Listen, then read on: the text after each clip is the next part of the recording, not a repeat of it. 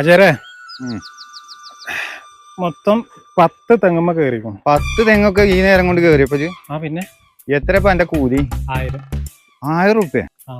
എന്നപ്പൊ എനിക്ക് വല്ല ബംഗാളികളും വിളിച്ചാ പോരാന്നേരം. മലയാളികൾ കേറി തേങ്ങ ഇട്ടിട്ട് ആ തേങ്ങ അരച്ച് കറി ഉണ്ടാക്കി കൂട്ടുന്ന ഒരു ചാത് വേറെ തന്നെയാണ്. എന്ത് ചാത്? എല്ലാരും തേങ്ങയല്ലേ. 1000 റുപ്യ എന്നെ ഈ വൈക്ക് കാണരുത്. അല്ല അജയരെ എത്ര കൊടുത്തേ? 1000 റുപ്യ. 1000 റുപ്യോ? എനിക്ക് പിരാന്താണ് ചങ്ങായി. ഞാനൊരു ബംഗാളിനോട് വരാൻ പറഞ്ഞോളൂ. ഓനെ ഞാൻ എങ്ങനെ മുതലാക്കാന്നുള്ളത് എനിക്ക് ഞാൻ കാണിച്ചു തരാം കേട്ടോ.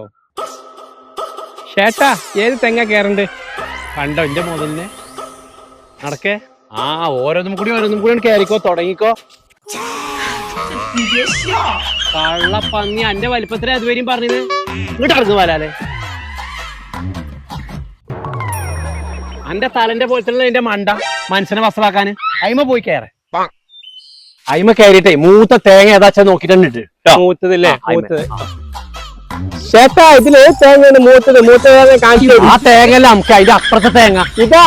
അതിന്റെ അപ്പുറത്തെ അതാ ആ തേങ്ങല്ല നമുക്ക് അതിന്റെ അപ്പുറത്തെ തേങ്ങ അതാ. ഇടാ നീക്കാജ്. ചേട്ടാ മൂത്ത തേങ്ങ ഏതാന്ന് അറിയില്ല ചേട്ടാ, ഒന്ന് കാണിച്ചു കാട്ട്. അങ്ങനെ അറിയാത്ത കാര്യം എന്നോട് ചോദിച്ചേ, എനിക്ക് ഞാൻ കാണിച്ചു തരാം. ഈ തേങ്ങ കയറിയില്ലേ നമുക്ക് ഇടുവാ, ഇത് കയറുക. ഞാൻ തൊട്ട് കാണിച്ചു തന്നില്ലേ, അതാണ് മൂത്തത്. വേഗം പോയി കയറില്ലേ കേട്ടോ. ഇതാ അതന്നെ ഓന് മൂത്ത തേങ്ങ ഏതാന്ന് അറിയില്ല, അതാണ് ഞാൻ കയറി കാണിച്ചു കൊടുത്തത്. അജയരെ എങ്ങനെയുണ്ട്? ബായിനെ അങ്ങോട്ട് വിടണോ? അൽഹംദുലില്ലാ, എനിക്ക് നമ്മളെ മലയാളി മതി. ഇജു എന്റെ ബായും കൂടി എന്ത് കോൽക്കളി കളിച്ചോ. മുതലാളി ഇതിലേത് തേങ്ങ മൂത്തത്? ഇങ്ങോട്ട് ഇറങ്ങി വാ.